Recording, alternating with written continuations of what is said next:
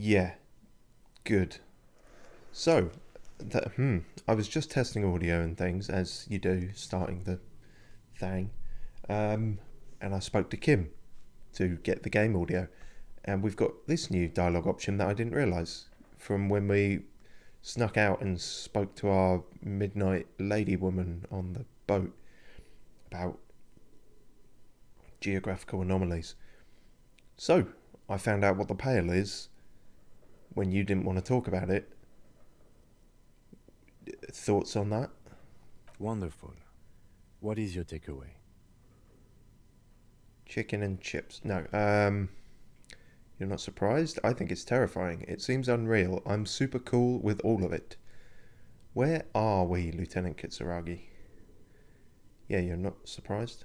I can't stop a grown man from learning about the fundamental geographic and anthropogenic features of our world, can I? No, but you seemed to want to. Perhaps I should have tried, he thinks. Perhaps I shouldn't have tried. Okay. There's typos and then there's saying something, completely opposite in the voice to the text.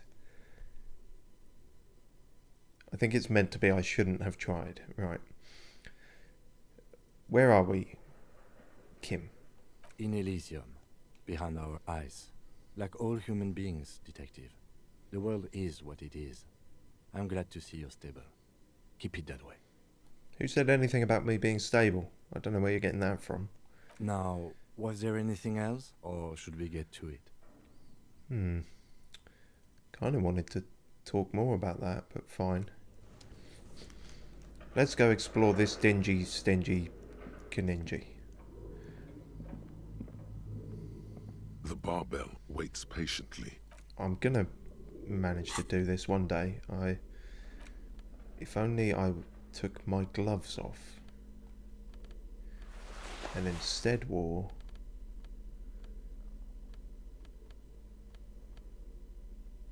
no, neither of these are really gonna help.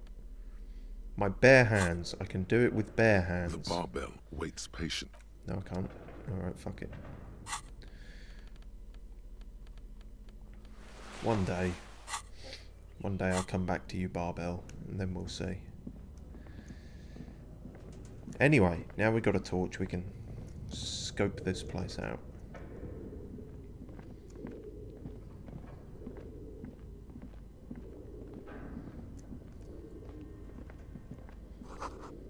Wild animals stare at you in the dark, stuffed and mounted. A large demijohn full of strange liquid. That's not a word I'm familiar with. Demijohn. Airship rotors covered in spider webs. They remind you of blades.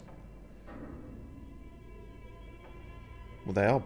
If the airship rotors, like helicopter blades, then they would remind you of blades.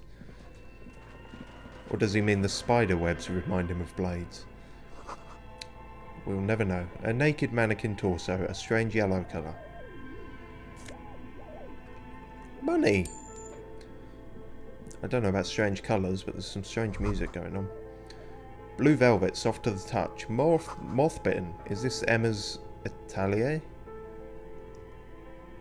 I forget. I don't know what. I don't remember this music from this bit. I think that's the new edition. Spooky. Skis with slipstream printed on the laminated top layer. Steel rotor blades bearing a slipstream logo. Sporting goods.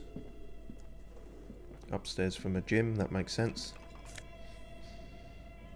Production schedule filament memory. Oh, I remember these.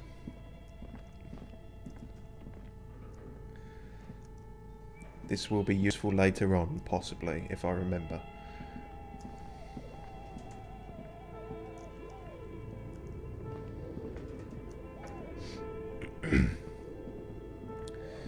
An X-Files soundtrack going on here. This appears to be some kind of machine with a cube-shaped heart and a wired framework. The keyboard has a rectangular on-off button. A piece of paper still hangs from the printer. A radio computer. Just sitting here without anyone inside. He sounds surprised and a bit cautious. But we are looking for a fridge, and we are pressed for time, so... Pressed on time, although pressed for time is the actual phrase. I've never heard someone say pressed on time. On the other hand, it's not that I'm not interested in abandoned radio computers. Well then let's have a This look. is the Ream Civic radio computer, model RC5120, equipped with a Feld mainframe and a Ream-compatible printer. Do you think I should turn it on? Maybe the body has stopped decomposing somehow. I don't know. You're in charge of this expedition, officer. Is the lieutenant a little scared? Just now when he looked around. Why would you be scared of a computer? It's not 1999. The machine lights up like some prehistoric animal stirring from its slumber, revealing fluorescent play and print keys on the keyboard. The hatch on the machine's central compartment is wide open. Look in its mouth. It's empty like a beehive without its brood. Some cables have been left dangling, disconnected. Is it going to keep making that noise? The filament you have would fit perfectly inside the compartment. Oh, wonderful. Like a smooth drawer, the filament slides into place. On the keyboard, the play key starts blinking. A bar of fabric right above the keyboard starts producing a soft hum. The sound of static seeps through the machine's planar magnetic driver. Have you stirred the ghost of the doomed commercial area from its rest? Could this be its dismembered heart beginning to flutter? Probably not. Oh no. It was already glowing and now it's also making a sound. It's probably some alien Seal-like technology. Is it alien or is it Seolite? The static gets louder, slowly filling up the abandoned hall, until a voice speaks out, crackling and old, cutting into the air. Good morning. Fortress accident en rue de Saint-Ghislaine. This is East Insulindian Repeater Station 1. Please repeat. Is this the production schedule? What is the production schedule? The filament you have inserted into the reader. Yes, I thought I was going to use it much later, but it turns out I was going to use it now, so I didn't really have to remember it. Although I wouldn't put it past me to forget within the 5 seconds of picking it up and moving 10 meters to where this was. The glowy thing. Yes. Is that the production schedule? I swear I haven't touched anything. If you are unsure, could you please take a look? How do I do that? Open the hatch on the compartment. Don't touch the wires. A current is running through it, but the core is safe. There's a filament inside. I need to know what it's called. It's called the production schedule. Good. Please repeat the password. No password, I'm the police.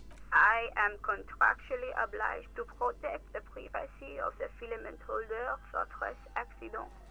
Without filing a warrant with Lintel, I cannot give you access to this filament. I'm afraid we are not doing that, unless we want to wait for a month. Now, can you please repeat the password? Can you give me a hint? No.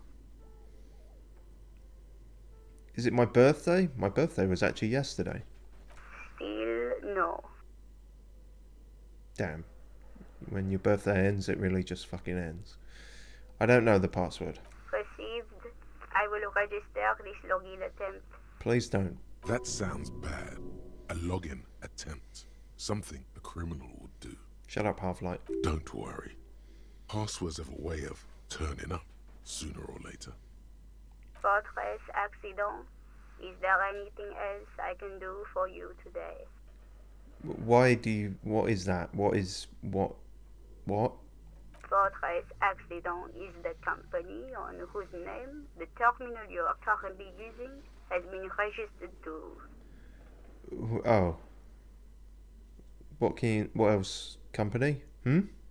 One moment. You hear her flip through an a normal catalogue before she reads out with studious care.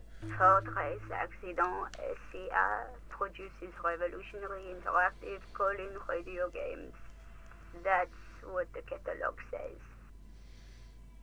What's that? This interactive call-in radio game? Any other questions? Are you a machine or are you alive? Yes, I am alive. I am 74 years old and my name is Yvonne.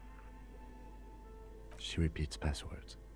Programming people are all paranoid. Yvonne, my partner tells me that you're here because radio computer guys are all paranoid. They are merely cautious. It's my job to protect their filaments as a password repeater at the East Insulindian station. Is that all your job is? To just answer this on the occasion that someone uses it, which they clearly haven't in decades? How old were you when you started this job? What? This is fucked up.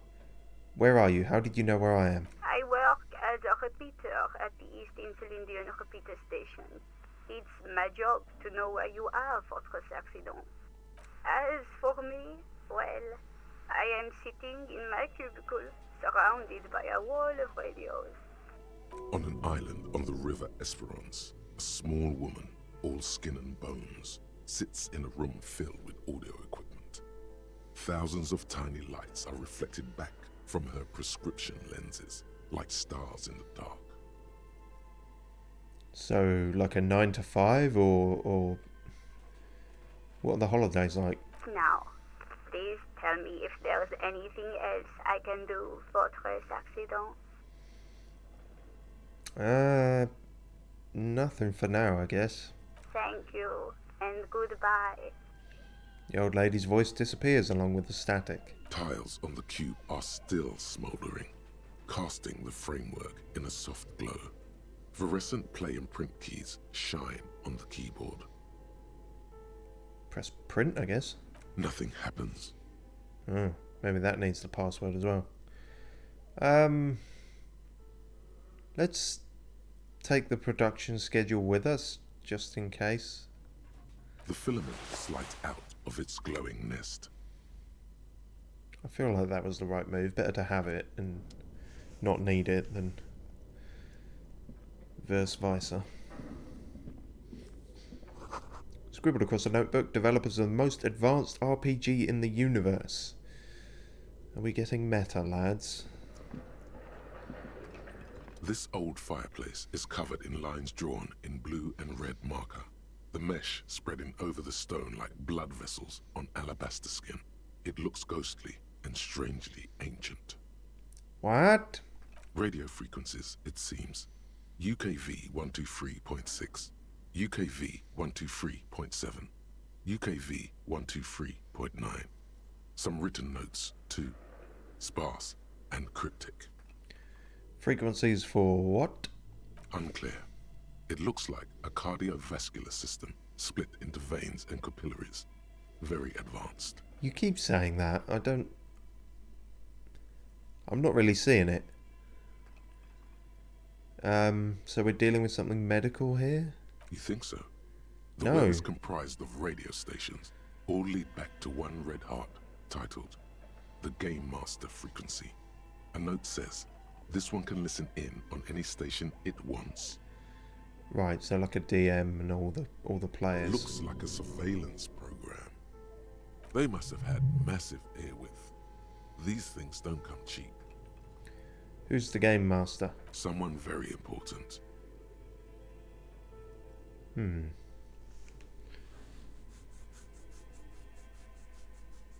Wasn't there a show called Game Master? It was a bit before my time, but it involved an astronomer whose name I know only through Weeble's stuff and whose name I can't remember now. What was his name? Fucking hell. Anyway, sorry about that. Can't fucking remember. Big guy. Had a telescope. Shit. Alright, if it's a game, then who's playing? Whoever decides to call in to a call-in station, it looks like. A list of names under the stations suggests people across 6 Isolas would be playing. Muindi, Insulinda, Kotla, Grad, Samara, and even Ilmara. Why even?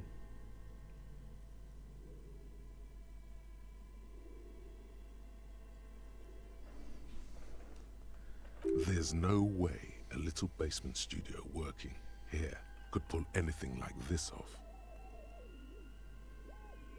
It seems kind of like a metaphor for the whole, you know, D&D Dungeon Master, the players call in, the Dungeon Master's the heart, can listen into anything. Maybe. Oh, God. It's as if the less money they had, the more ambitious their project became. Or maybe it's just a commentary on game development. That could just as easily be it. From what we Landrasil in the chat a couple of ones ago seemed to suggest that this came about from this entire game came about from someone's sort of role-playing tabletop ideas. Sorry, honestly, I'm stuck on this fucking guy's name.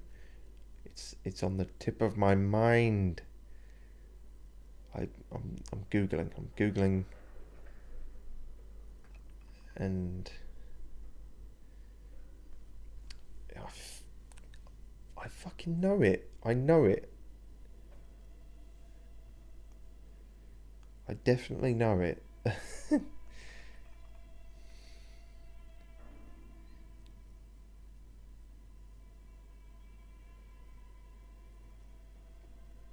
He was Scottish, I think. Was he Scottish?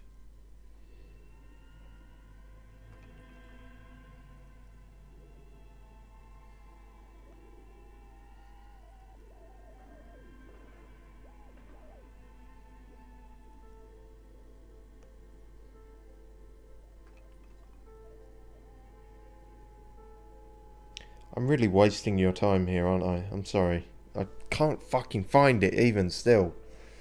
God, that's so annoying. It's fine. It's not fine. I'm not fine. I'm really not fine with that. Okay, fuck it. No, move on. The cost of air width alone must have been huge. Exactly. I don't know what I was saying know there. doom when I see it. The company was running out of funding. What else? Nothing. It's just lines on marble.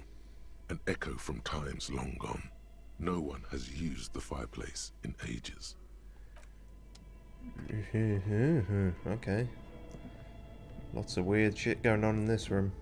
Your flashlight slides over an old green chalkboard covered in scribbles, sketches, and schemes, like some ancient cave mural.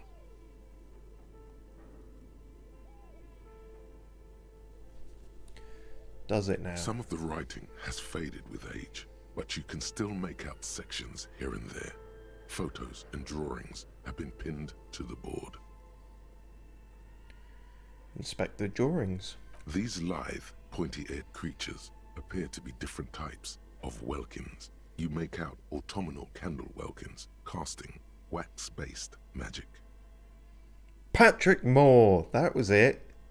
Fucking knew it. I fucking knew it. I mean, evidently I didn't, but Patrick Moore plays the xylophone. That's...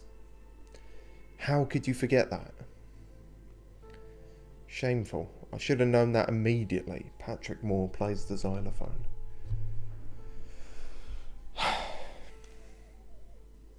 Why was I trying to remember that?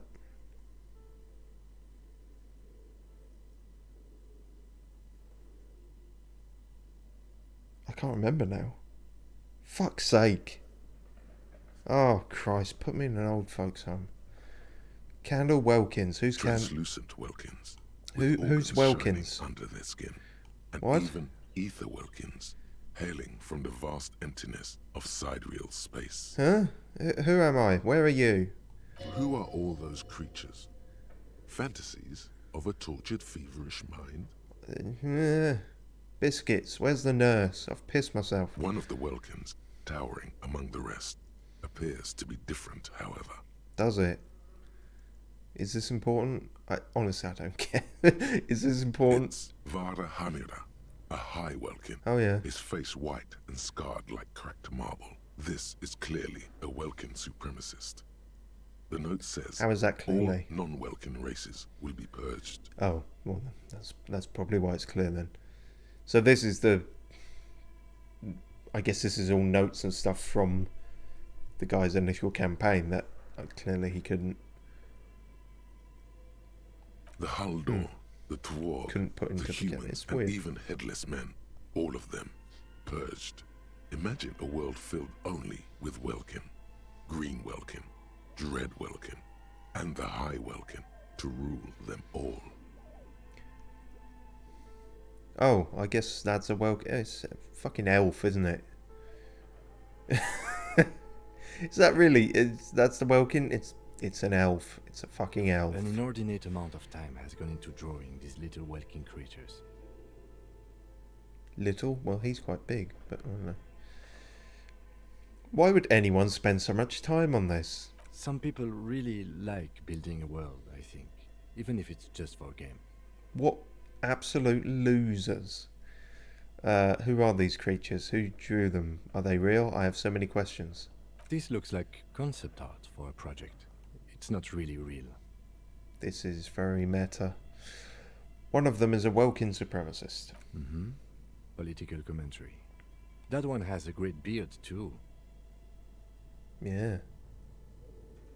Well, this has been educational. Let's move on. Just look at those details. So much effort. Oh, Kim's really into it, apparently. Inspect the photos. The photo collage depicts barren, icy landscapes wrapped in perpetual night. You see permafrost and glacial landforms, dead trees grown in under the snow.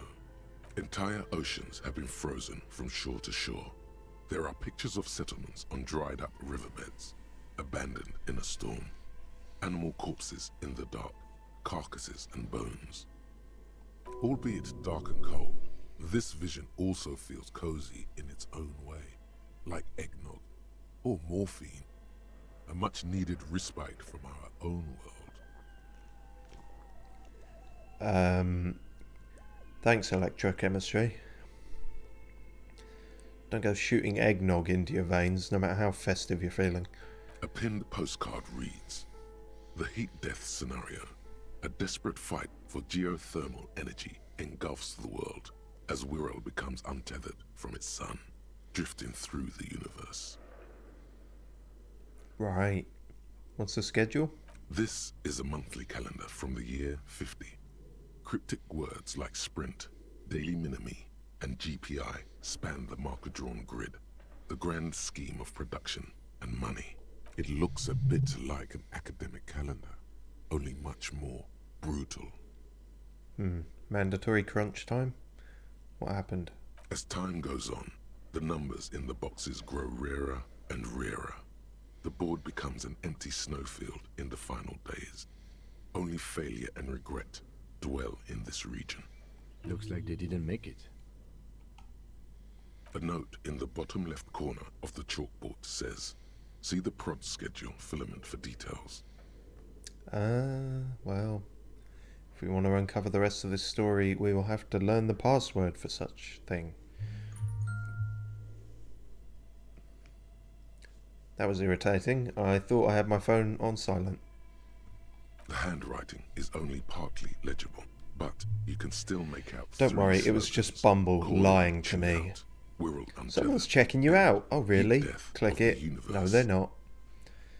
Fucking dating apps shouldn't be able to lie like that. But then, what is dating if not lying? Apparently. Anyway, that's a tangent I don't want to go into. The full text reads, "Heat death of the universe is the new black."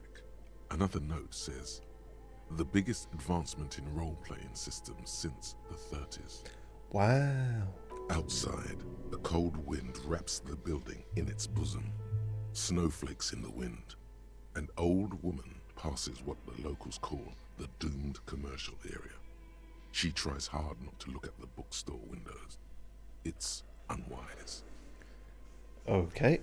Well, fascinating stuff that I didn't fully understand. Oh, Kim wants to say something. Okay. What do you think is going on with that computer, chalkboard, and fireplace? No time, let's move. Someone tried to exorcise the curse using technology. Looks like an undercover counterintelligence program. It's just a failed business. The only question is, what the hell were they making?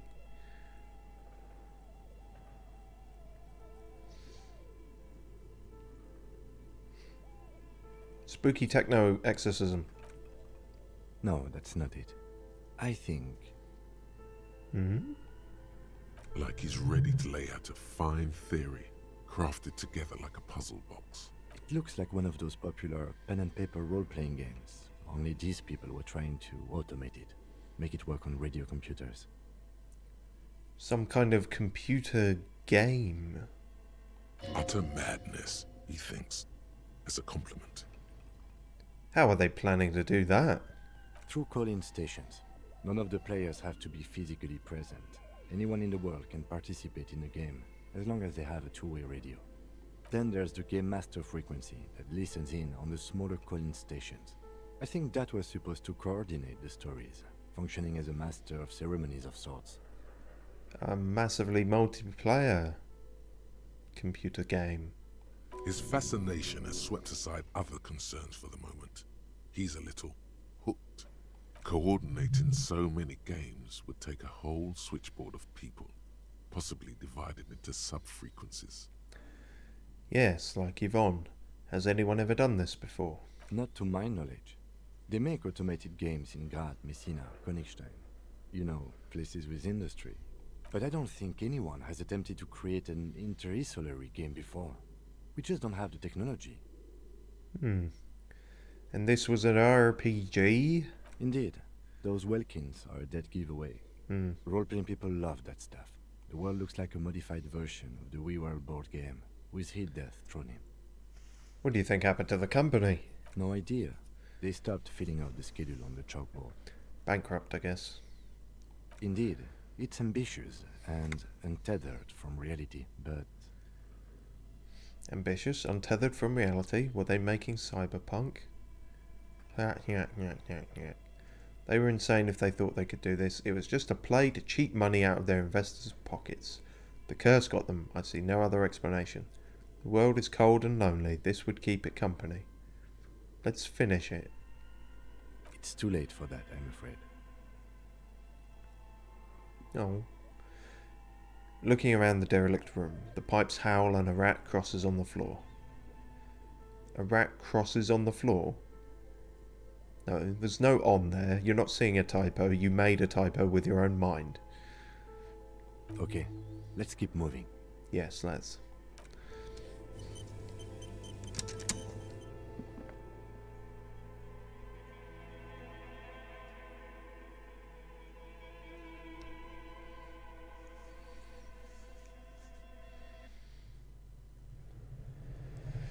Well, there's a lot going on in that room. See, now I'm dropping the on instinctively because I put it in at the wrong time.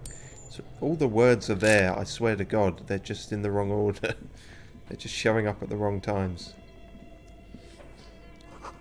Welcome to the mental breakdown that is my online presence. The wall collapsed, it's inaccessible now. Are you sure? Let's scream into this. A thick layer of coal dust covers the furnace, coloring it pitch black. Looks like this furnace has a face, and it's a face of agony. Kim, what is this thing? Is it a furnace? Looks like it. Looks like an old central furnace used to heat the building. It's connected to the chimney. He opens the door and gingerly peeks inside. No one has used it in ages. No signs of any recent fire. Only dead rats. Look inside the furnace. It's dark and grimy here. In the darkness you can hear chatter. It's coming from above. A voice, or several voices, talking to each other. Near the smoke chamber, upstairs. Ghosts. The echo is so prominent, it's impossible to discern what the voices are saying, or what's producing them. What are you doing? The lieutenant asks when he sees you climb halfway inside the furnace. I'm hallucinating, or maybe it's the entity. I hear the murderer of the hanged man talking. I'm not sure, Kim, but I think I can hear someone talking upstairs. I'm just hallucinating. Wait, really? Take your head out of the chimney, please. It's not safe. It feels safe to know that the lieutenant's got your back, now and always. Smear your hands with coal.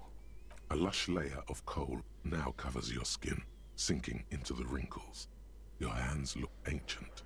You feel the spirit of Ramut Karzai, ancient hero of Grad, pulsing through you. All that's left is to cover your face in war paint. The implications of this are many and could cause problems. Let's do it. Hadramat Karzai. Smear your cheeks black with coal. What could go wrong? 3 dangerous stripes appear onto your cheeks, Very dangerous. telling stories of your wild soul. Oh, if it's only stripes, maybe that's okay. What are you doing? Nothing, sorry, that was stupid. I am the reincarnation of an ancient Ilmaran warrior.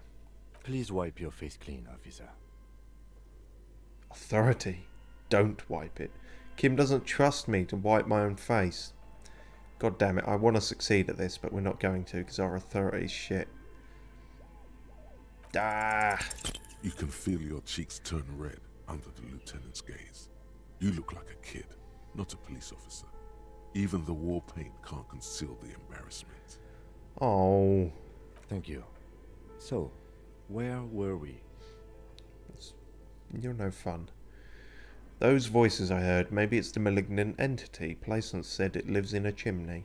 You're right. The rooms do look like they're connected. But malignant entities don't exist. At least not the supernatural kind.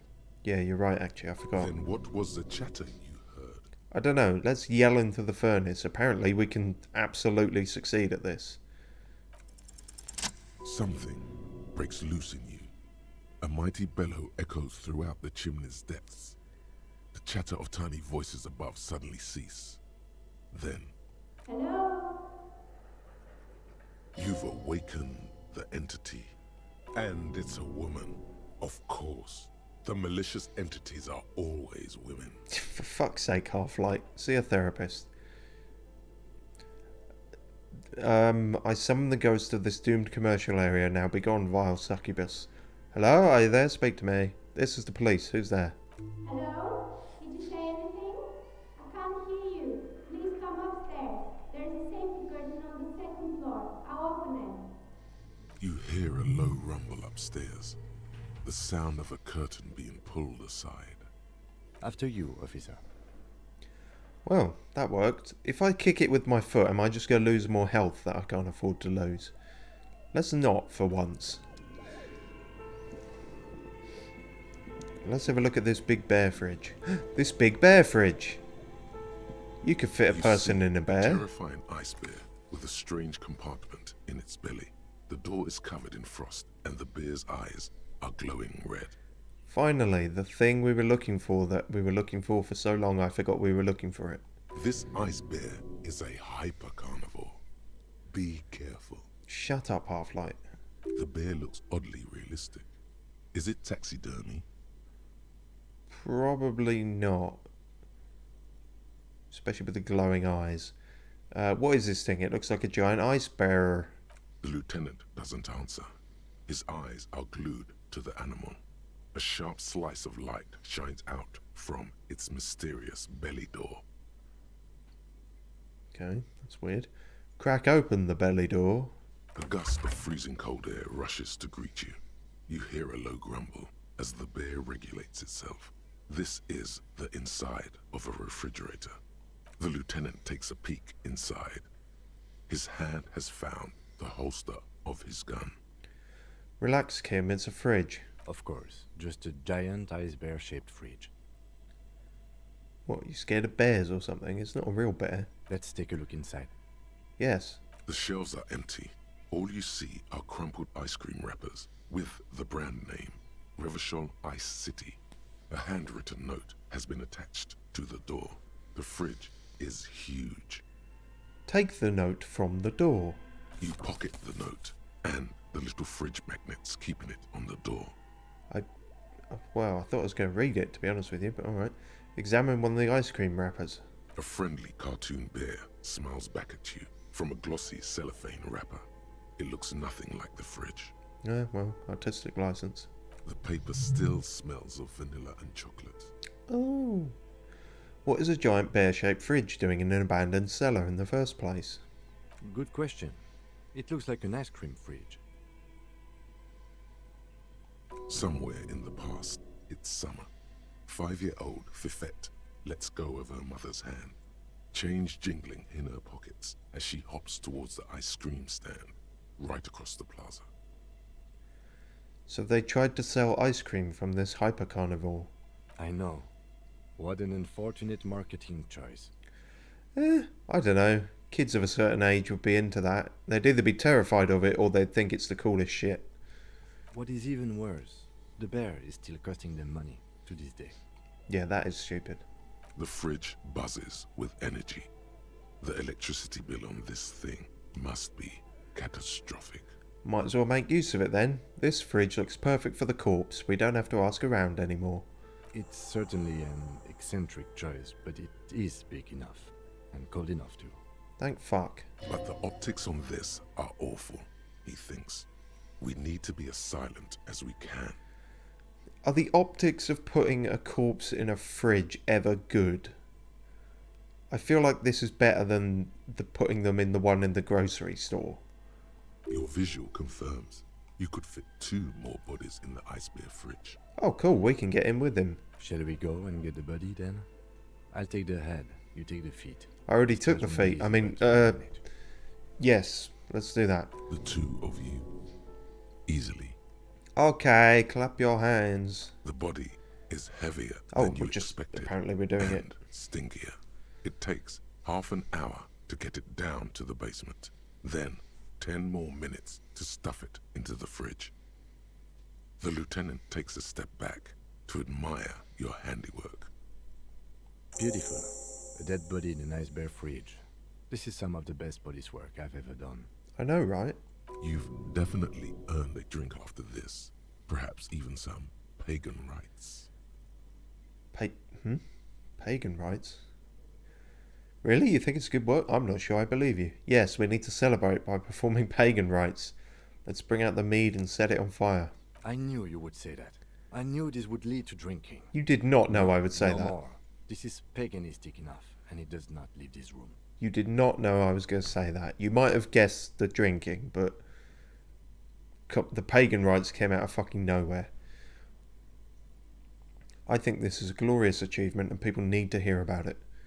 We did our best with the means at our disposal. Yeah, I'm not proud either, but we did find a fridge. This isn't police work, Kim. It's art. We're artists, and this was our vision.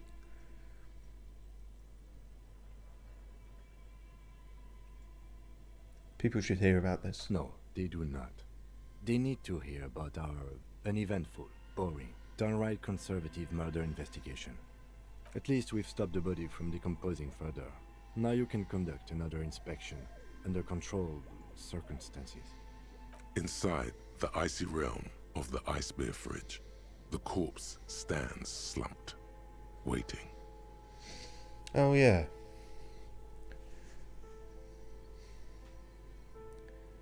72% is still not as high as I'd like. We fucked up 72% before.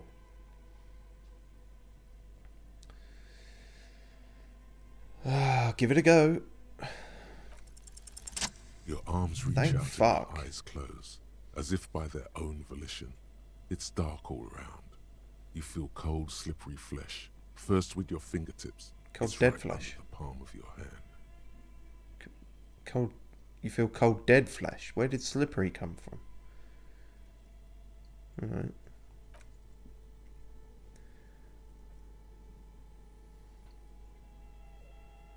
His face, his cheeks, his nose, his fat, swollen lips. Like a rubber spider, your gloved hand crawls on his features. Everything is silent, all around. Okay, well this is fucking weird. Crawl up his nostrils. They are swollen shut. You need to really push to get in. Do that then. Only the little one fits.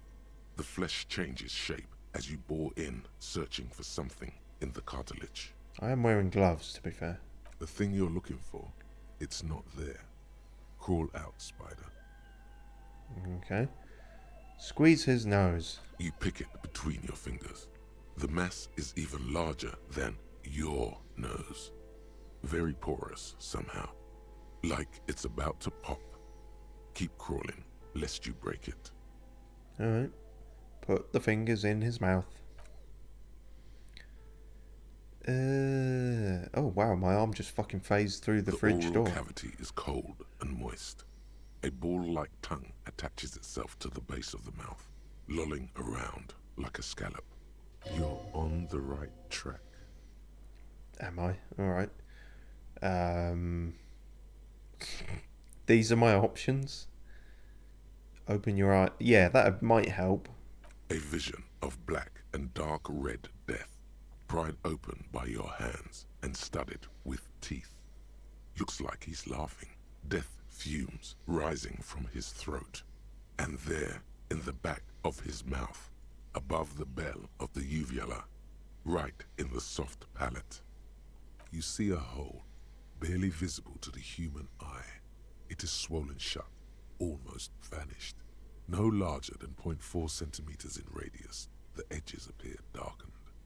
An abrasion collar. This is what we're after. What is an abrasion collar? Say abrasion collar. Say fuck yeah. Say abrasion collar, even though I don't know what it is. I see it. Touch it with your finger, gently. A black trickle of liquid runs into his throat from the wound. I hope no one was planning on eating anything during this.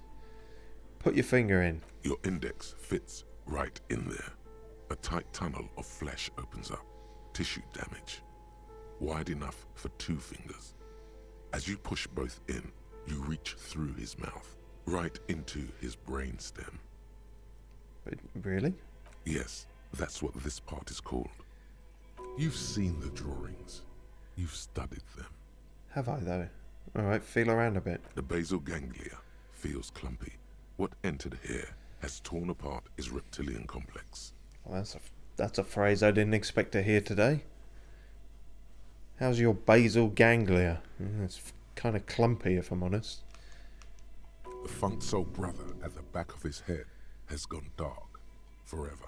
Oh no! Right about now. Push deeper. Your yellow fingers slide into the remains of the limbic system. There is no resistance. It's gelatinous. The slug-like structures are damaged too. The tearing extends deep into both hemispheres. Okay. There's a cavity cut right between the... Not sure what I'm doing here. The lieutenant answers with the sound of his pen on paper. Right. Push deeper. Starting to sound like my ex. Your fingers are all the way in now, reaching toward the inside of his skull. The cavity goes further, but the entry wound isn't wide enough for the rest of your hand to follow. Can I shrink my hand? All the muscles in your body harden. Time to enter him. What the fuck am I... wriggle in or punch a hole through his mouth.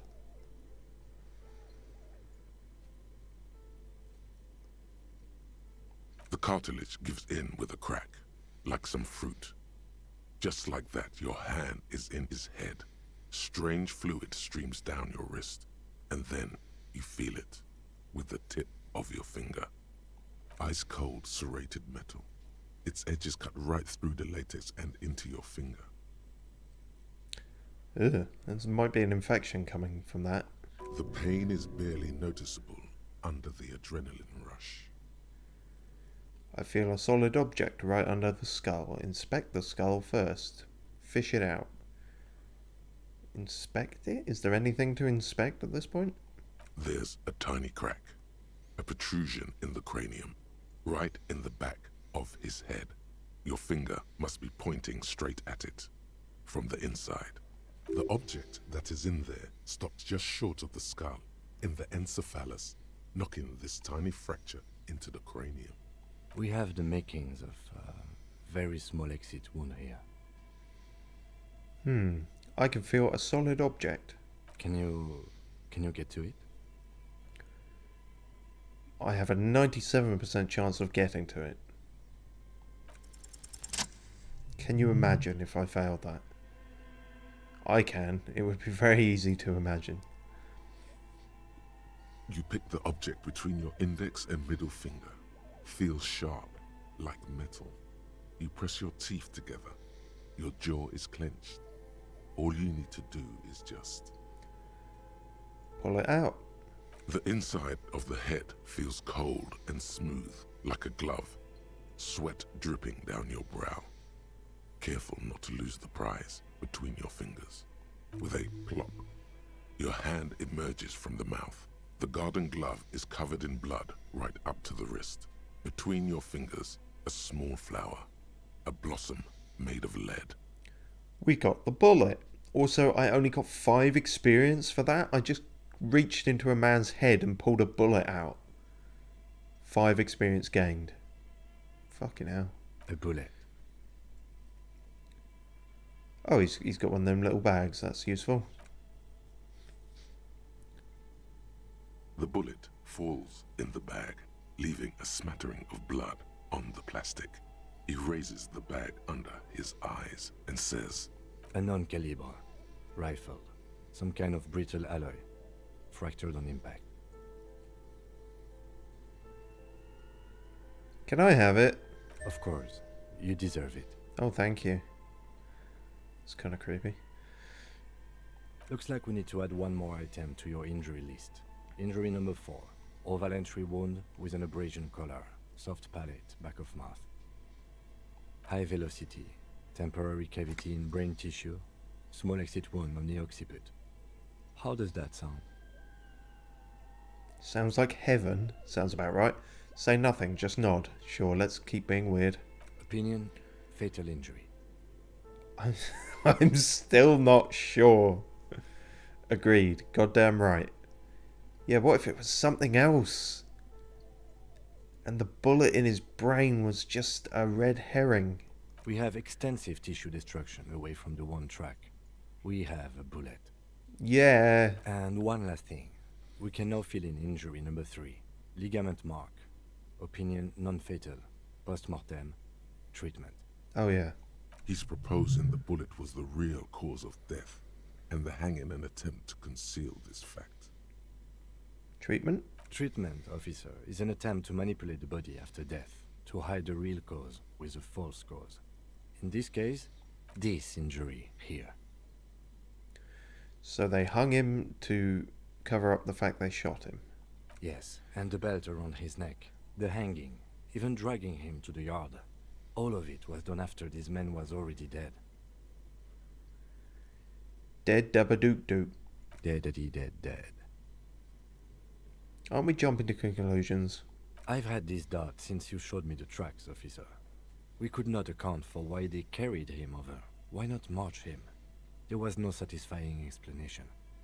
There have been other signs too. Small things. We were right not to assign hanging as cause of death, as the perpetrators expected we would. No such luck for them. Well, at least we got some more experience there. Find the bullet before you get fooled. Wow. For the absolute thicko of a character we're playing, that went quite well. We didn't fall for it, he thinks. There's pride in there. I think I need to wash myself. Maybe the bullet holds more answers. Yes, we should take a closer look at it. I am certain it has more to tell us. This little thing could reveal much about the weapon that shot it. Why would anyone do this? To hide something. The real killer? The real motivation? What really happened here? Who would do this? That's for us to find out. Oh, But this, it will make finding them just a little easier. I should have a shower. Oh, you really, really do. I am glad to hear you say that. Your room in the Whirling in Rags should come with a bathroom. Be sure to make use of it in the evening. When was the last time I had a Probably better not to know. We bag the corpse and carry him to the holding pen of my kinema. I can transport him to processing myself, but I will be gone for the rest of the day. You'll be gone? What shall I do in the meantime? Meanwhile? Work on the case. Tend to personal matters. Try not to do anything too dangerous. An officer needs backup in a neighborhood like this. I'll leave that choice to you. And one more thing. Great work, detective. Oh, thank you. I don't know if I want you to leave yet. It's 11 AM. I might need you for other things. Let's wait on that. He's fine in the fridge for the moment. Let's explore the rest of this place. An ice cream maker, defrosted and unplugged load. Good.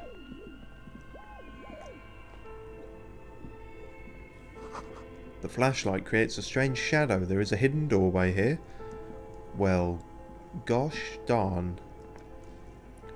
We're just finding all the secrets today.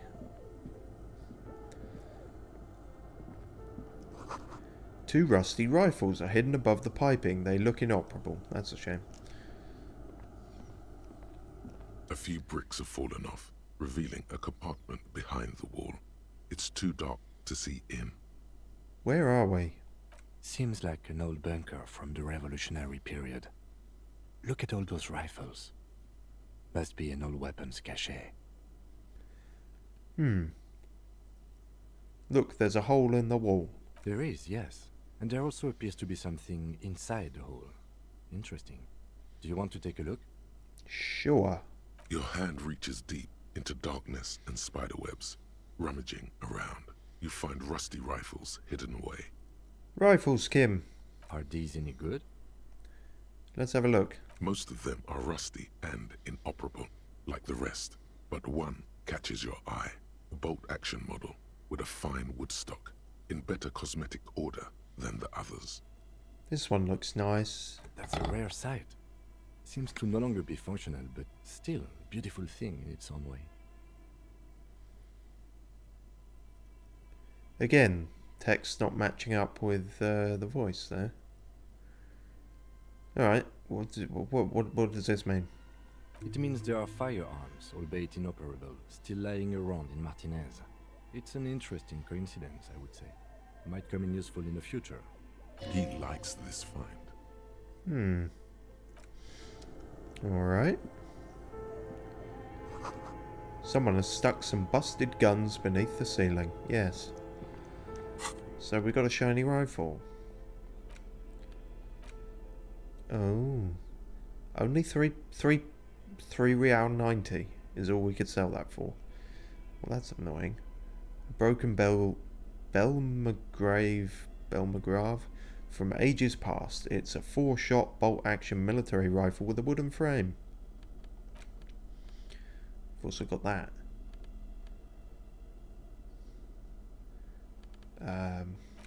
Didn't we pick up... Oh yeah, the bullet. We were going to look more at that. Oh, and the handwritten note from the fridge. We never had a look at that. The note is written with a blue pencil on a piece of lined office paper. The kitchen magnets have left spots on its surface. Does it say anything interesting? This is tangential at best, but the lieutenant's detective instinct is still active. Read the note. Someone has scribbled, S. I can't believe the off-site copy is still here. The illiterate ginger kid keeps stealing stuff from the studio, so I had to hide it somewhere safe. You'll find the filament memory with the off-site copy in the frozen ice cream maker. Please take it home, ASAP.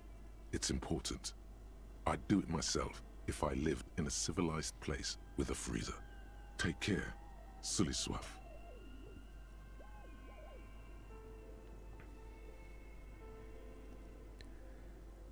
But we didn't find the filament memory in the ice cream maker. Who's the illiterate ginger kid? Really? You don't have a single guess?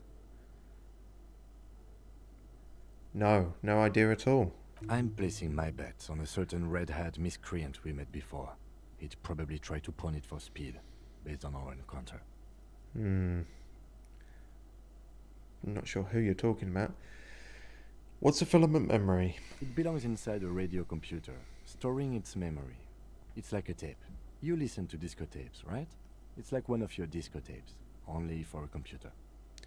So kind of like, instead of CDs, they're cubes. It's like the production schedule you found. Only this one's an off-site copy.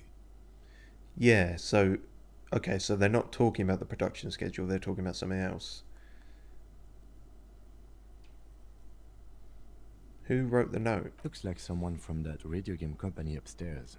I'm a little surprised they just left their property lying here. Maybe they had to leave in a hurry. That's a plausible hypothesis. Thank you. Do you have any idea where the frozen ice cream maker could be? Didn't we just pass it? I don't know. I assume it's somewhere close to the ice bear fridge. We were... right. Presumably we should have read that when we were at the fridge. Because the ice cream maker is in fact there. But we did check it and we didn't find anything, so... And now we can't check it, so... Well, that's odd. Maybe there's more than one. What's this? Is this an ice cream maker? Is this shelf an ice cream maker? Are you an ice cream maker? Oh, money. A frozen ice cream maker that's still running.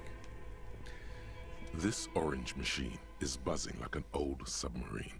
It has a hand-cranked ice cream churner on top and an electric freezer that appears to be frozen shut. Turn the crank. Turning the crank feels oddly satisfying, like stirring your childhood dreams. In the distance you hear water dripping. It's all gone now. You'll never become a poet or an entrepreneur. Oh, Jesus Christ. Inland Empire, why are you coming at me with that? What better to assuage the creeping sense of failure than some frozen fat and sugar? Yeah, let's have some ice cream. You slip your fingers under the frozen lid, but the ice is too cold for you to get a good grip. A pry bar would come in handy here. No, this is going to need something else. Some kind of super pry bar. Don't even try to open it with a regular pry bar. You're just wasting your time.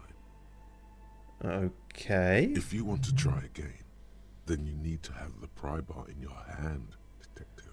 But you just said it wouldn't work. Come on, guys, work together. I seem to remember that this, in fact, doesn't work. Not with the standard pry bar. There is something else, but I forget what it is. This orange machine is buzzing like an old submarine. Pry bar not strong enough. Hand-cranked ice cream churner on top. Yeah, 3% ain't gonna cut it. Give me back my plastic bag.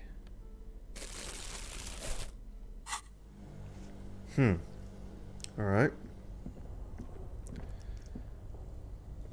2 cables are plugged into the breaker box. The red one leads to the ice bear fridge, and the black one to the ice cream maker nearby. So we shouldn't unplug the one with the body in, probably. Something close to you dies with a soft electric purr. Why did you do that? It's black. It's not like it's the red one. What? Because it's black, the colour of immeasurable cosmos. I don't know why I unplugged it. I do things without any reason. Well, no, there was a reason. If we unplug it, then it won't be iced up and it'll be easier to open. Also, I didn't unplug the red one, so it's fine. The lieutenant raises his brows, but doesn't say anything. The electric distribution board now has one cable missing. I could plug it back in if you want, but that wouldn't help anyone, would it? This orange machine is dead still. It has a hand-cranked ice cream churner and an electric freezer. The ice around it slowly melting. You slip your fingers under the... No, this is going to need something if you want to try again. Pretty sure there's like a time limit on this, and it might be like a full day. This orange machine is dead still. It has a hand-cranked Plus ice 2, cream machine churner unplugged. and an electric freezer. The ice around it slow. It's still only 3%. That's not great, is it? I think I might be wrong about this, but I feel like if you leave it like a day, it will naturally defrost. But obviously that's a while. So if we can find that better pry bar thing, that'll work. We haven't used any of that yet, have we? Perhaps we should at some point, when we feel like we might need a higher psych skill. Also, we got 2... No, we haven't. We got 1 point.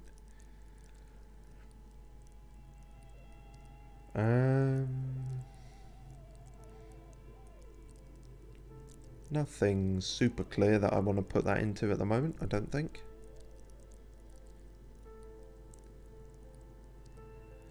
Yeah, we'll leave it for the mo. Oh, money.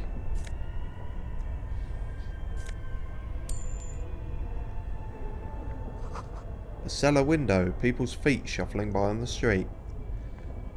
Really? I didn't seem to see many people walking about. They were all in one place. Intercom wires running into the breaker box. And a drawer. Oh. Insane mesh tank top gives us +1 drama. Does it now?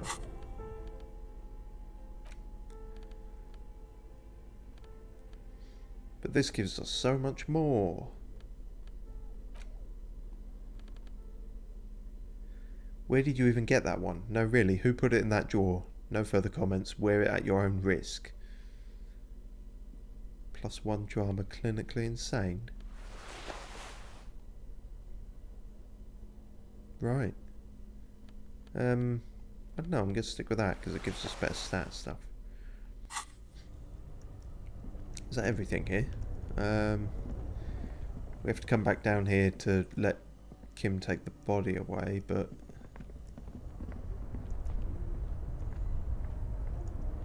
yeah, I think that's it for now. We've got to see where the voice came from as well. But I assume that is up here.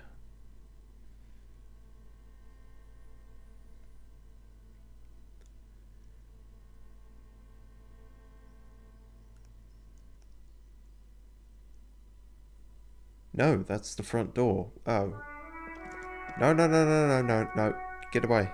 Stop. Stop. You're going to get us copyright. Like I said, it doesn't matter because my stuff's not monetized, but it's just... oh, it's a fun little game within itself to try and avoid it. Because not all of them have been hit, even when all the parts of this LP.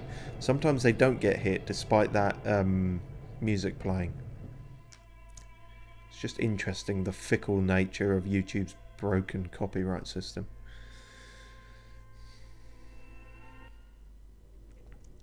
Okay, so... where the fuck is that? How do I get there? Oh, I see. Yes, I remember now. We didn't quite check over here, did we? That's where the shutter was, if I remember. The floorboards creak. That was useful, thank you. Shoes in a puddle of melting snow. Cans. Oh, a postcard. Well, they look like cans, but fine.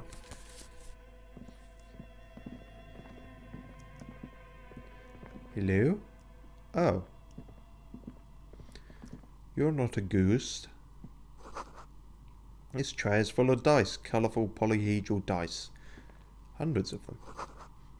The candy dispenser has been repurposed to contain thousands of dice.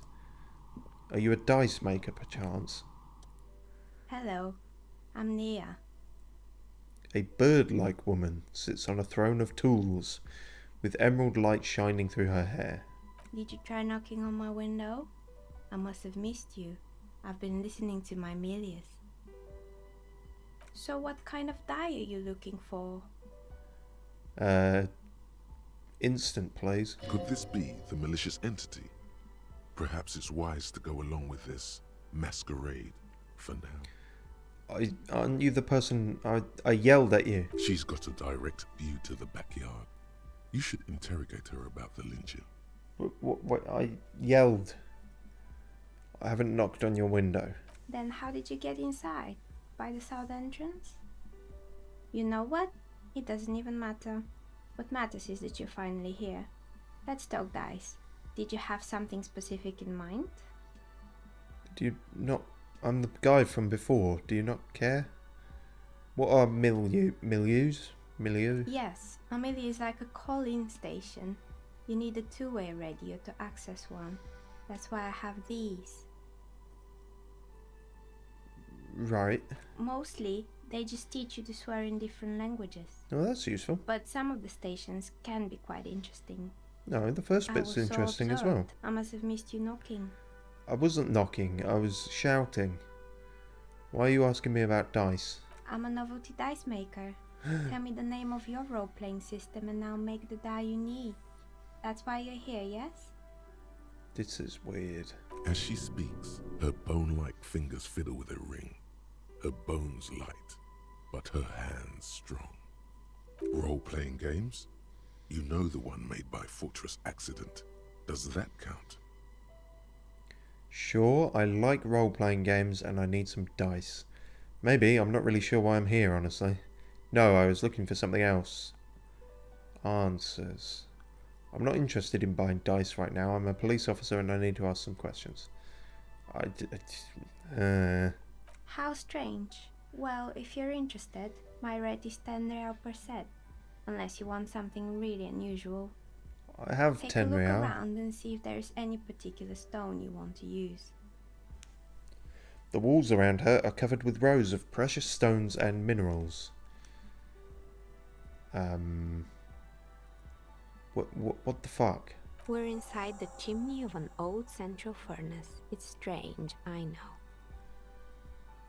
She looks at the ruddy bricks that... Yeah, ruddy. I thought maybe it was reddy or like reddish colour, but no, ruddy bricks. I don't... That make up the walls. Even though they've been repainted, there are still signs of coal-black soot here and there. But when I arrived here, all the other rooms were taken, so I had to build myself a makeshift home. Besides, I don't really have to pay any rent here, so that's a plus. Plaisance was right. There's an entity living in the chimney. You should ask her about the curse. Creative. Okay. What happened to the other tenants? More or less. Are you interested in anyone specific? No. Rats scuttle in the dark rooms, under the abandoned blow dryers and dusty mannequins. Cobwebs cover rotors and radio computers alike. So much failure. Oh, I feel right at home. There used to be a hair salon here, right? Yes, I think it was called Androgynous Orlando or something similar. They weren't a big hit around here. Turns out that working class men don't like genderless haircuts. They're scared of that word. Haircuts? Yeah. You wouldn't like it either. The others would laugh at you. Shut up, Pyramid Head. What others? The other facets of my psyche? What's wrong with a bit of experimenting? The customers should have been more open-minded. I would never let any androgynous touch my hair, not even if my life depended on it. I guess I'm a simple man. I don't really have any opinions on hairstyles. I mean, that's kind of my answer, but I'm not me. I am an absolute wacko in this, so sure. You're right. It looks like you haven't let anyone near your hair in a long time. How dare you? But I was also sort of asking for that. What happened to the gym? It wasn't merely a gym, it was Artemitep's boxing club. A community project created to steer at-risk youth away from drugs and crime. Who was Artemitep? A kind man from Zemsk. I heard he had some trouble with the law when he was younger, and that's why he wanted to start the gym, as his way of giving back. I'm glad you pronounced that, because I wouldn't have had the first fucking clue. Maybe that's what Kuno needs, a community-centric boxing club. Kuno? Who's Kuno? He's a little ginger gremlin who likes to defile dead bodies. Indeed, who is Kuno? Your guess is as good as mine. He's sort of the king around here. Yeah, I don't really know. Oh yes, you mean the kid with the sailor's mouth. Yes, I've heard him yelling profanities in the backyard. She looks out of the window. It's oddly quiet there at the moment. I think it would take more than a gym to help that kid. Oh, alright, fine. Judging from the kids I've met so far, it didn't really work, did it? It didn't. If anything, it made the youth situation in Martinez even worse. At some point, someone started a rumor that the punching bag downstairs was full of amphetamines. Kim, we've got to go. You should have known it. Eventually, the coalition took away the funding and the club went bankrupt. This was a few years ago. It's gotten much more peaceful around the plaza ever since. I don't care. Kim, we've got to go. This is super important. What's up with the broken windows? Oh, this one's a mess. There used to be a company that promised to repair windows 24 hours a day. What could go wrong with this one, right? Turns out, the business was actually set up as a front for an illicit group that was producing snuff milias. Who would have guessed? And they never cleaned up the debris either. Now it's just littering the hallway and I have no idea how to get rid of it on my own.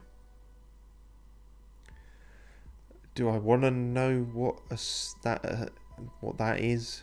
It's a sub-Rosa radio station that broadcasts real murders with real victims. Some people pay good money to get off on it. Wow. Okay. What does she mean to get off on it? What do you think she means, electrochemistry? You should understand what that means.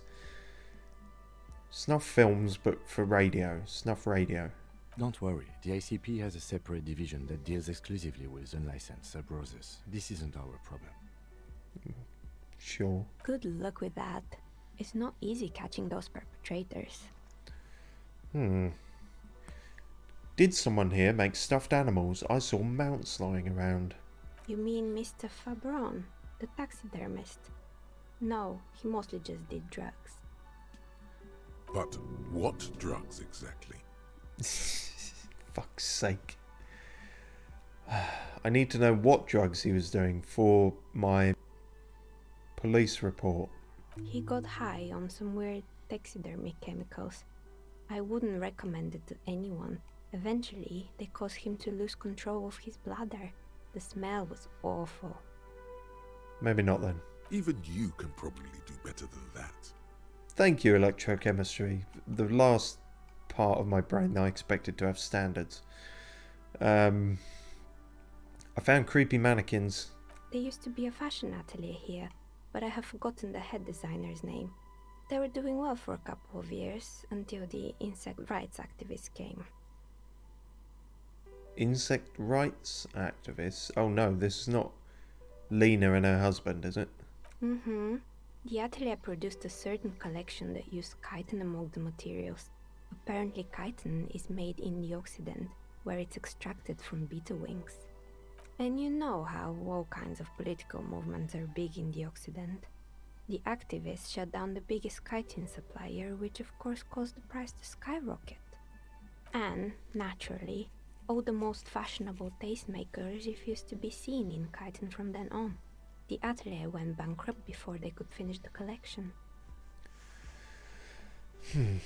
I'm glad that someone took care of the little guys. I like insects, but insects don't have any brains or feelings. They got what they deserved. Making clothes out of beetle wings is a terrible idea. Oh, I don't have an option to have no opinion on this.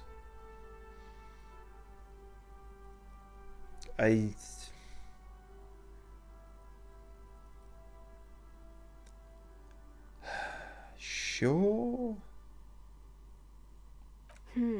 Really? Anyway. Well, you know, I'm not going super hippy-dippy with it. Like, if you swat a fly because it's bothering you, I'm not saying you should be brought in front of the Hague or whatever, but similarly, if you're setting up a factory where everyone's job is to pluck the wings off beetles, that's kind of fucked up, no? Anyway, what's with the rotor blades and skis? They were made by a company called Slipstream.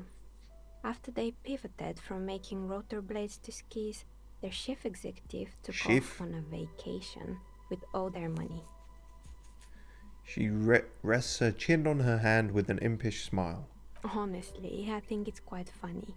I think he's still sending out holiday transmissions from Tulula or Tiumotiri or Hashtkor or wherever he is. That's illegal, running off with company's money like that. Why hasn't he been arrested? Interesting, what do these transmissions say? The usual, I imagine. That he's been thinking up all kinds of new business plans and can't wait to get started on them just as soon as he returns. Men like that are a curse. Oh, okay. Sure, but Slipstream is history now. All their remaining assets got seized by the bailiffs in 47. I have no idea why those skis and blades are still lying around in the house. Not much use now, I guess. Maybe you could make a sword out of one. No, wait, forget it. It would take too long.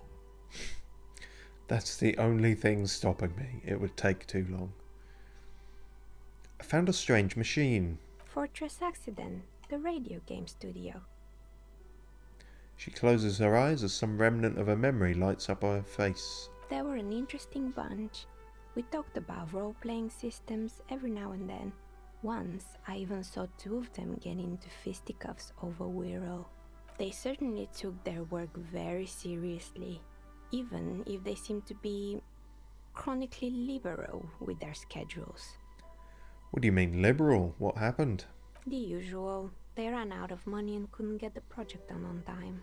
What went wrong? I mean, I feel like she just answered that. But... Well, I did hear them talking at times. She looks at the hallway as if she can still hear them chit-chat behind her curtains on a cigarette break. They seemed to believe they were historical individuals on some grand quest. Really? They must have been on a gigantic ego trip. From what I've seen so far, the project did look quite impressive. Nah, they're all crazy egos, maniacs. That's what I thought. Because when the money started to run out, they just began to complain a lot about capitalism. You know, how the markets are rigged to keep up new businesses and so on. In the end, they just didn't get it done. They didn't have enough willpower to produce something truly historic, and to show up to work on time. Showing up to work on time is hard. No, scratch that. Showing up to work at all is difficult, especially if you've been drinking. I probably shouldn't make any statements on keeping to a schedule. Well, showing up to work on time is incredibly hard. That's too bad. I would have supported them. The project looked great. You're right, they should have just tried harder. Bootstraps. They had everything needed to succeed. Schedules are tough. and so is producing something extraordinary. Yeah. I guess.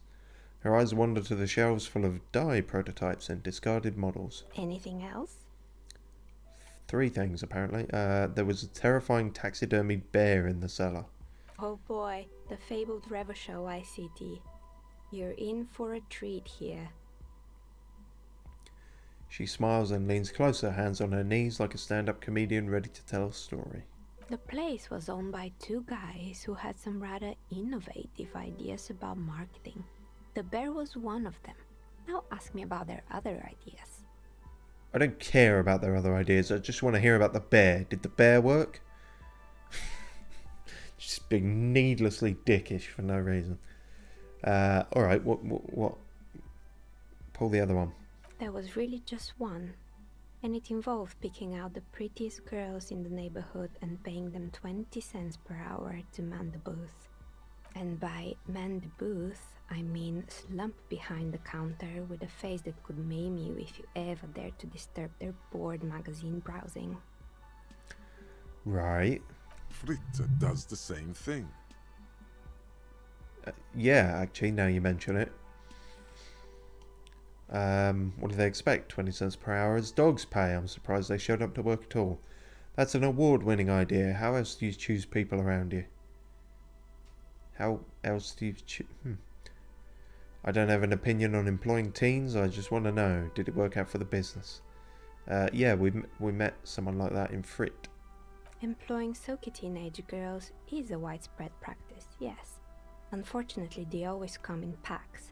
I'm talking about acne-ridden girlfriends and gorilla-like boyfriends loitering near the shop. At least that's what happened with Revachol ICT. And they already had the bear. What about the bear? The bear. What about the bear? Of course not. The bear was terrifying. No one wants ice cream guarded by a hostile apex predator. To make matters worse, the fridge didn't work too well either, and half the ice cream came out malformed and partially melted. I still support the idea that a big, massive bear could be kind of cool, in every sense of the word, to get ice cream from. It's like, you know, dinosaur ice creams or something, and I'm fine with it. But yeah, if the actual fridge didn't work, then it's a bit shit. Eventually, Revachol ICT lost the price war to its rival, Glace 5000. Glace 5000 sold caramel sundaes for only 5 cents a piece, out of regular fridges. A bit boring though. It's the market doing its job. What? I'm sure the bear was doing its best. The bear was scary. Every time I saw that bear, I felt scared, like it could become alive any moment now. Fuck you, he's doing his best. Maybe, because the taxidermist who made that bear definitely wasn't. Doing his best, I mean. How come? He said that the bear was his vision beast. He said he met his vision beast while high on desiccants. Called it Megatherion. Scary, but cool. Megatherion. Megatherion, a mega wild beast. What's a mega wild beast? It's an imaginary beast that guides you through life. Spirit animal. By telling you to do more drugs, mostly. Druggy spirit animal. Maybe this wise and noble beast can guide you toward those amphetamines you've been craving. Sounds like a good idea. The horrific necktie tightens around your neck, strangely excited. But it doesn't feel particularly fun this time around. Also strange that you spoke about yourself in the third person there, horrific necktie. You don't normally do that. I don't do drugs. I do drugs. I've got a vision beast myself. I don't have a comment on drugs. Hey, do you think that vision piece could guide me towards some amphetamines? Grab your necktie and mumble. Not now, you beast. Could it? I don't, officer. You should stay away from drugs and vision beasts. What if they're chasing me? Anyway, now you know the story of the fallen ice cream empire. She seems almost sad finishing the story. Some dust beams swirl in the morning light. Her eyes follow it idly. Little sparkling embers under the window. Oh shit, it's on fire. Outside it's light. Light scatters from the low-hanging cloud cover. There's always the threat of snow. Anything else? Another failed business, perhaps? I've been here for a long time. I found the building's intercom, but it's not working. Oh, right.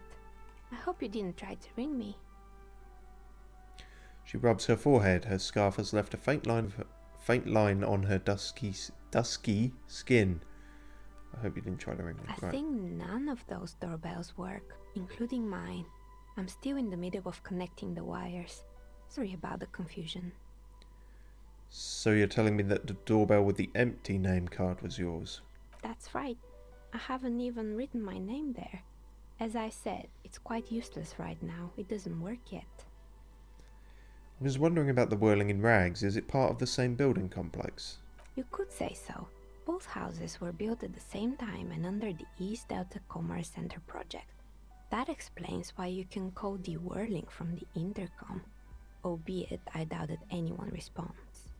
If the whirling is part of the same building, then it's part of the Dune commercial area. The darkness of this place is there, too.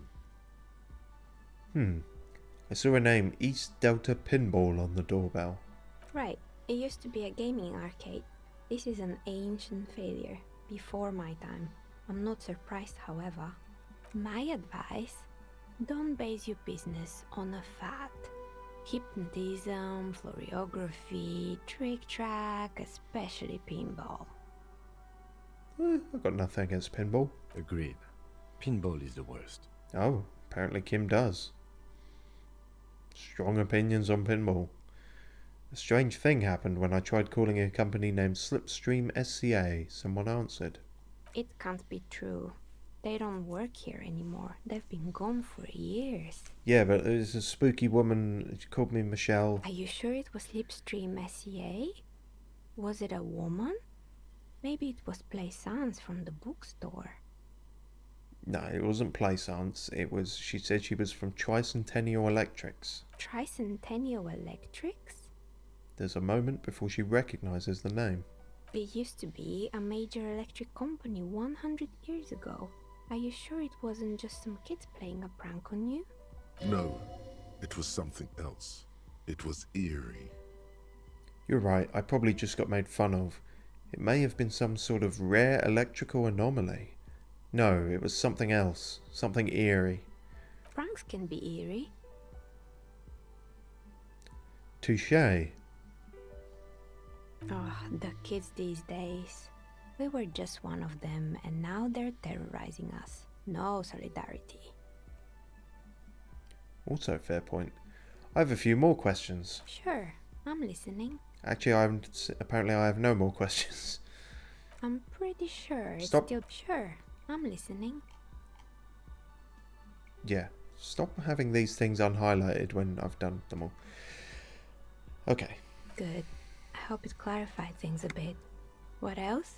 Kind of.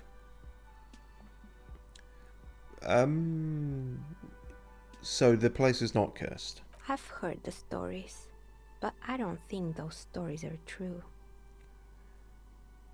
How do you explain what happened to all those companies then? It's just capitalism. We only hear about tales of success, so it's often surprising to realize how many ventures actually fail. Very true. Plaisance is the one who sent me. She's convinced that the place is swarming with malicious energies. Plaisance, the bookshop lady? I've heard that her business is doing rather well. Have the energies spared her somehow? Actually, the bookstore isn't doing that well. There are hardly any customers and she has to exploit her own daughter to keep the company going. The curse is just biding its time before it strikes again. Sooner or later, everyone will fail, even her. I don't know why the bookstore hasn't gone bankrupt yet. That's what I'm here to investigate. Yeah, she is,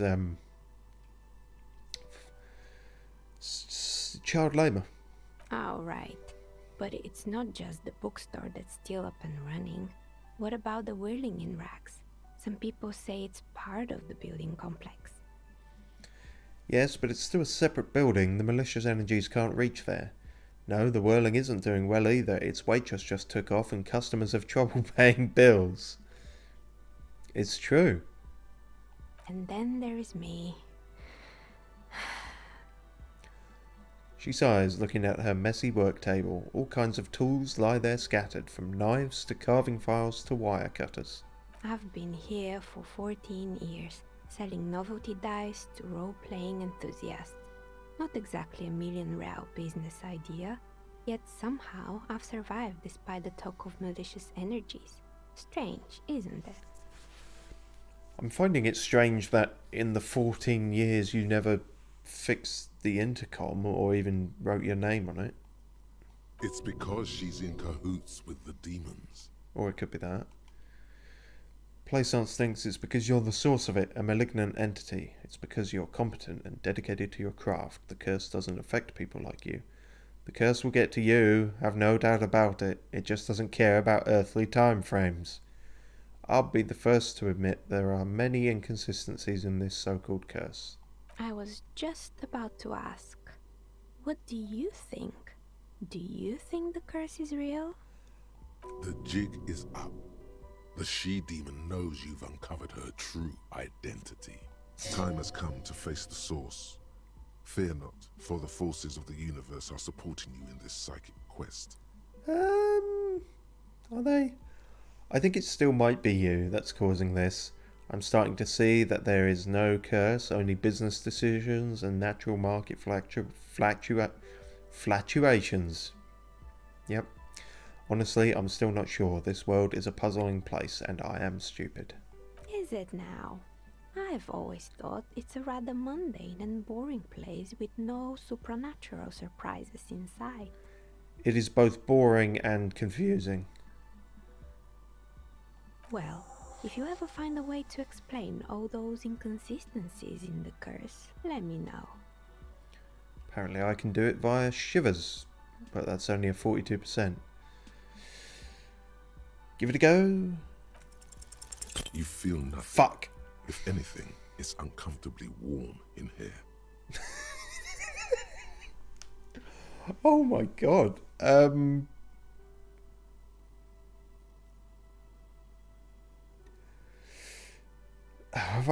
Alright, fine. Start taking off your clothes. You need to connect. Excuse me, what are you doing? The the dice maker stares at you while you start to fuss with your pants. Officer!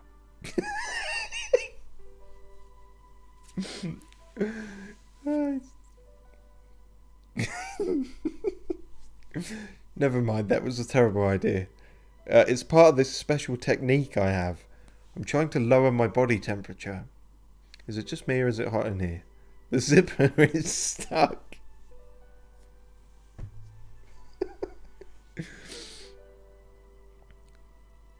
No, it's alright, Kim. It's part of my special technique. And what technique is that? She squints at you, a little astonished at what she's hearing. You still haven't got your zipper open. Oh god, these are... Okay, hear me out. Sometimes I get these feelings. Miss, I apologize for my colleague's behavior. He's still recovering from an unusual medical episode. Officer, this isn't how mature adults deal with their feelings. Now you feel something. The cold damp of shame washing over you. No, not like that. It's like that I can feel the wind or, I don't know, the air pressure. And then the air tells me things like, take off your pants. The air pressure told you to take your pants off in my studio? No, I'm not explaining this very well. Yes, exact. I don't know which to go for here. They're both kind of good with the implication. Yeah, I'm not explaining it very well. It's like that, but less shit. Can you please employ this special technique somewhere else? I work here and my work requires concentration. Half-naked people don't help with that. She turns away so that you can zip up your pants again. Shame. I really feel like that would have solved the mystery. Did you see a man get lynched recently? Or rather, a shot man get lynched recently? Nothing really. I didn't know him. But you saw it? The lieutenant looks at his notebook. Then, the woman under the large window. Your window looks directly onto the courtyard. You're saying you didn't see or hear anything unusual last Sunday evening?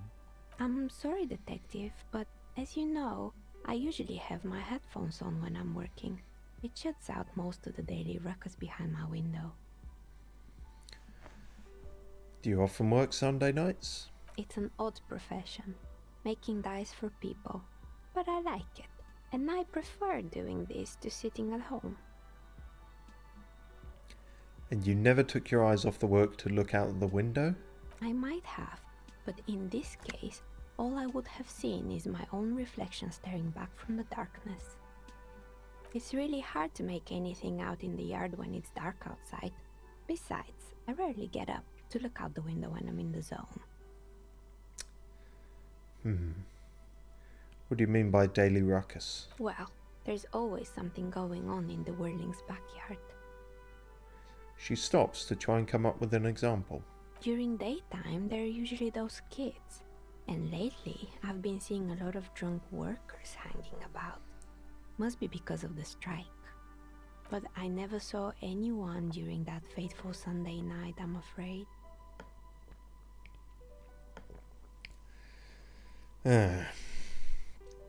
Disappointingly legit alibis, I guess. Thank you for your answers. She nods. Anything else, officer? Oh, sure. Let's have a dice. Die. How did you become a dice maker? How did I become one? It was a business decision. I was a regular jeweler at first, but that's an unfocused field with too much competition. She doesn't let it show, but there's anger in there.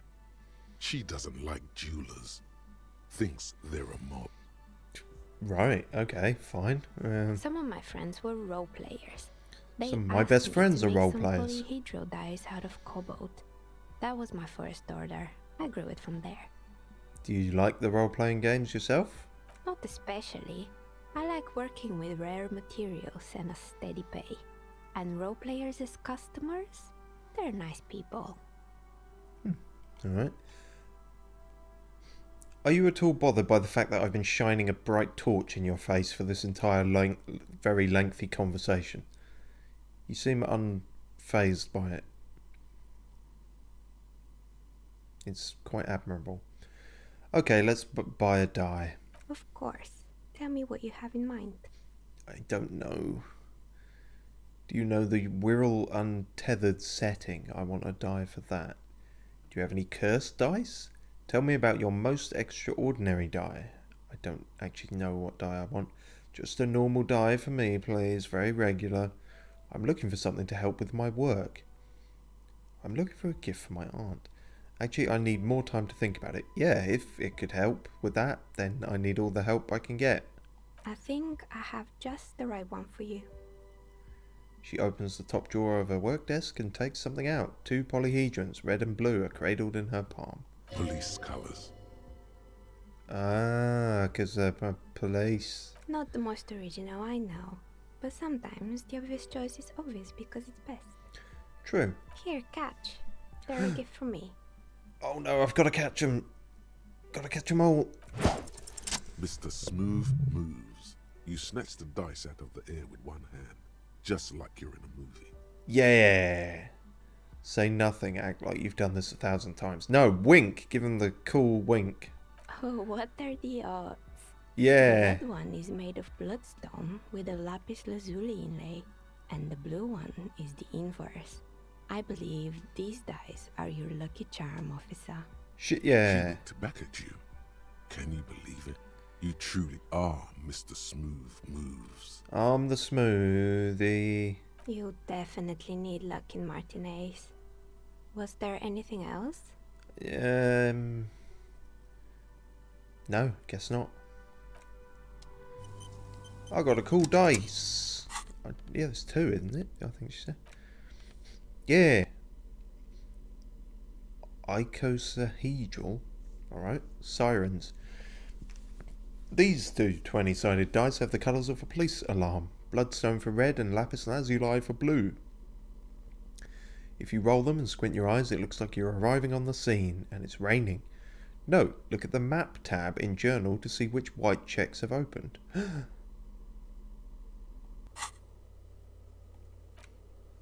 Oh, did it reopen a bunch of white checks then? That's cool. That's useful. I wonder what all the others do. So it did that without me needing to level up, I guess. So we can retry the trash container, we can retry the mirror, the horseback monument, the backyard wall with Kim. Several things with Kim. The set of tracks, but we completed the set of tracks, didn't we? Unless there was something else about it. Nice.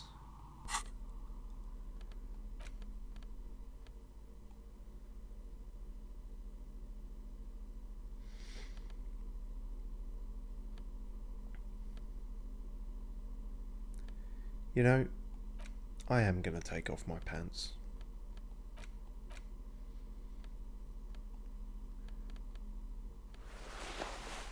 Because I can. But thank you for the dice all the same. Cheerio.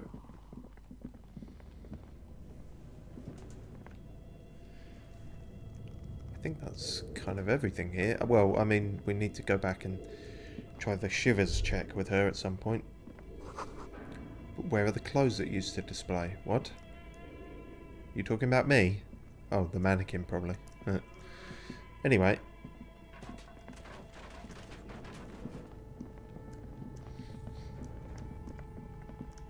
Well, some of these checks I feel like I'm definitely going to forget. I'll try not to, but yeah. Oh, can we retry that? Was this one that reopened? The barbell waits Oh, on the floor, like a dog for its master. come on. That's not fair. Well, at least we can go tell Placence she's full of shit. Which, I mean, we could do before this, because she is. But there's more evidence for it now. Actually, I don't think we can conclude that quest until we've succeeded at the shivers check.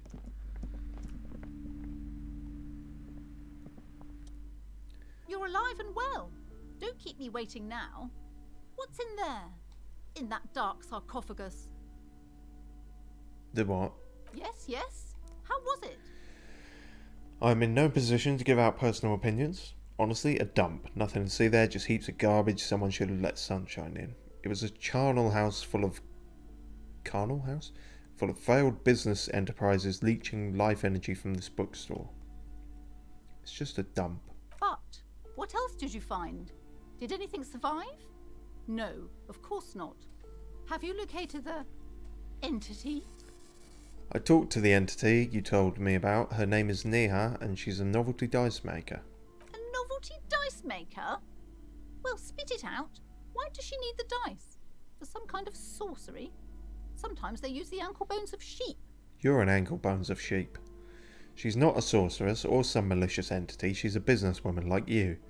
No, ma'am, I have felt her aura. She is not the one to blame for this curse. Still not really helping, is it? She may be involved, but I don't have a way to question the malignant entity further. She's just a fucking woman there because she don't want to pay rent. I don't understand. If it's not her, then where is the source of the doom? The source... How does she explain the curse? The source of the doom is you. It comes from within your own stupid skull. Also, I'm shining this torch right in your face as well. She's squeezing on the pendant too tight. A drop of blood in her palm. Jesus. Just don't say you don't have any answer yet. The uncertainty is killing her. She says there's no curse because there are too many inconsistencies. She just said it's just capitalism. Bankruptcy is a quirk of our economic system. The source is in the taxidermist's shop. He became involved in arts darker than taxidermy and brought the void spirits down upon this place. Honestly, I don't have an answer yet. There are still leads to be followed, like that strange radio computer thing. There is another entity, more malignant, pulling the strings in Martinez. Perhaps in my travels I will cross paths with it. Yeah, the dead taxidermist, or is he dead? Or I don't fucking know. It's his fault if I have to give her something. Oh, how horrid! I knew something wasn't right about that place. Yeah, whatever. Tell me, did you find a way to break the curse? Yeah, I despooked it. The curse is definitely gone. What does that mean? Are you certain? Oh, but who am I to question your methods? Yeah, exactly. Don't question my fucking methods. All that matters is that the energies are retreating. I can already feel the curse lifting. Mm-hmm. It will be a long time until we're fully free of it, of course. But still. Thank you, officer. Truly, you've brought a better psycho-emanation to this humble bookstore, and that's no small achievement. It will only last a day or two, a week tops. Then her mood will sour and she will feel the curse again. All right then. All's well that ends well. Should we return to our ordinary lives? Yes. The shop around you feels ancient suddenly, damp and saturated by the coastal air. The books are rotting. A great cold lives here, and there too, 1,200 meters away on the urban coast. The dark shape of a church is reflected on the water, calling. Okay. Do you have a book about cockatoos? A book about cockatoos? That's what I said. There should be one upstairs, right next to the shelf of biographies. I didn't ask for a biography of cockatoos. I want a book about cockatoos. I want a fictional crime drama about cockatoos. Where even were the biographies? Shelves full of biographies of famous people. Browsing through all Yeah. Wait, high-speed cockatoos. love next to Irv's life story. No, cockatoos. Next to that, Cockatoos. I really must. Cock. I'm sorry. I did not mean to rush you. I would say the greatest innocence. Yes, most certainly. It's an important educational tool, delving into the depths of history, religion, and their relation to innocentic power. What's that got to do with cockatoos? What? A very influential historical figure. But surely I don't have to tell you that. You're a law officer, and law officers have at least some education. The book is also very daring. The author aims to re-examine the universal understandings of the innocentic system, creating a fresh vantage point and a shift in the tired order of things. Are you just reading the fucking Wikipedia page or some blurb or something? I thought it was about which of these innocences is the coolest and greatest, so you recommend it? Certainly. It's prudent for a person to have at least an elementary understanding of history and society. Imagine the chaos we'd be in otherwise. You feel like you should get this one. Definitely. It's important somehow. There's something personal inside. Is there though? Oh, fine. A true cultural touchstone. Yeah, whatever. I want the cockatoo thing. Where's the cockatoo thing? I want a cockatoo book. You said there was a cockatoo This book. bookstore is not strictly about crime, romance, and biographies of famous people. There's also a wide range of paranatural literature. Is the cockatoo book the something truly otherworldly? We've got a good chance of succeeding at this. The throbbing in your head increases with every passing moment you gaze at this shelf. Oh dear. Suddenly, as if out of nowhere, a small green book becomes apparent. The title of it reads, Medicinal Purposes of the Pearl. What? The book contains descriptions of various pseudo-scientific therapies, alternative medicines, and folk remedies involving the pearl, also known as le territoire. For example, it recommends vigorously swatting one's naked body with a venik, or hand broom, made from the leafy twigs of a young birch tree from the near pearl. Even better if you can find someone else, preferably a large man dressed in nothing but a towel, to thrash you while you're spread naked and helpless on a cool slab.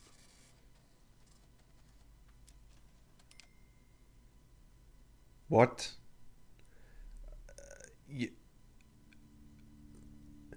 Pain threshold. You haven't said much, and I think I preferred it when it was that way. I thought all the kinks were trying to be localized entirely within my electrochemistry, but now you're getting in on it, and this is weird. That sounds painful.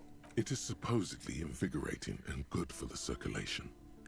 I'm very doubtful of that. It also recommends consuming distilled spirits like vodka or whiskey that have been aged in the pale. Oh, Readers are instructed sure to that cover helps. these jars in a shallow hole just inside the pail and leave them there for 30 to 60 days, depending on the potency desired. And what does this pale-aged liquor do? Among other benefits, it is alleged to restore a damaged liver to perfect health. I would have guessed just massive brain damage, but I should probably get my hands on some of that. What else is in there? For general health and well-being, readers are encouraged to take regular strolls through the pale, though a sidebar cautions readers to limit each stroll to less than an hour.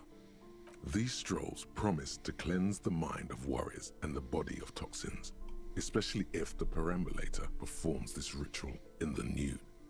Nudity figures prominently in a number of these prescriptions. This is exactly what you need.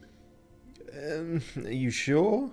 There's an entire section devoted to cures for men who are struggling to perform their marital obligations. Well, I certainly don't need that. You close the book and return it to its place on the shelf.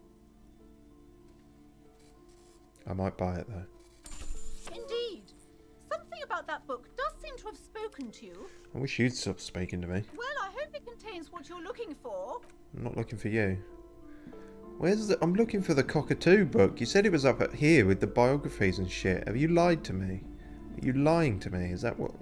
Shelves filled to the brim with crime. Oh yeah, I failed featuring that, didn't the I? supposedly stalwart. Yeah, I don't care. I want Cockatoo. Where's Cockatoo? These are the maps, though. This Several isn't it. maps have the maps look old and faded. I could Your buy eye it. catches a map of Insulinda, a can't map of steal it. Revachol. No. Cockatoo book.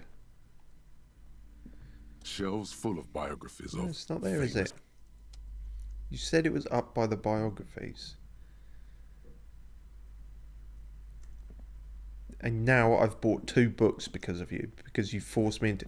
God damn it, she really is a manipulative businesswoman. I never would have done that otherwise. Is it here?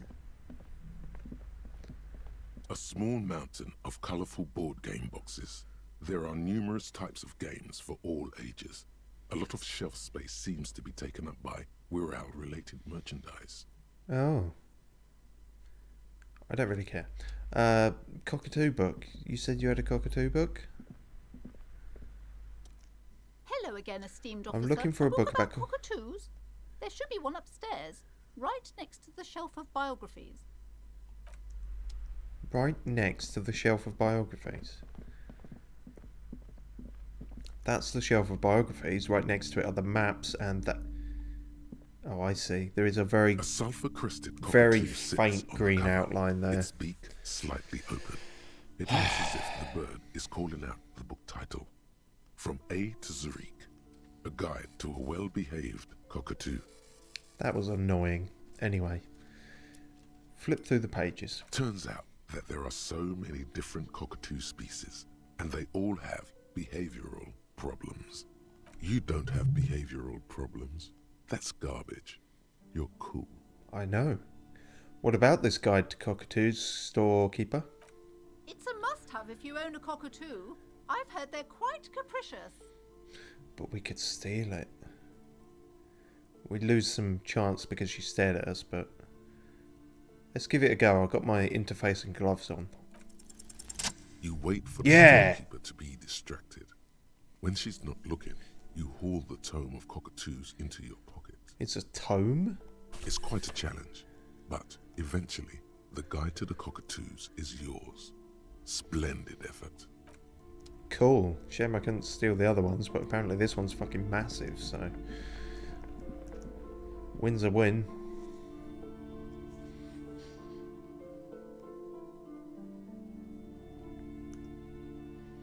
Equip a flashlight in low light areas, but perhaps not in broad daylight.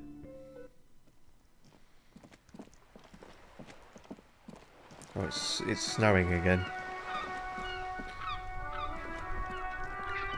Because of course it is.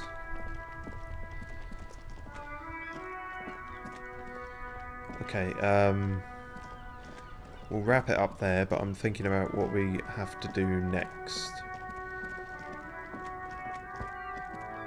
So, yeah, we're all sort of done there, aren't we? Yeah, Kim can take the body away at any moment, but he'll be gone for the rest of the day, so it's a case of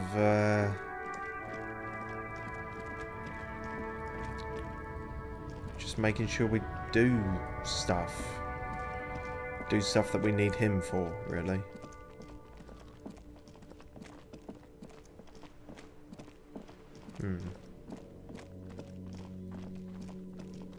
Oh, hello. What? You weren't there before, person. Oh, can we retry this one? An inconspicuous We pile can. of the roofing material, Eternite. Well, I'm going to leave that as a cliffhanger then. And we should also have a think about leveling up something.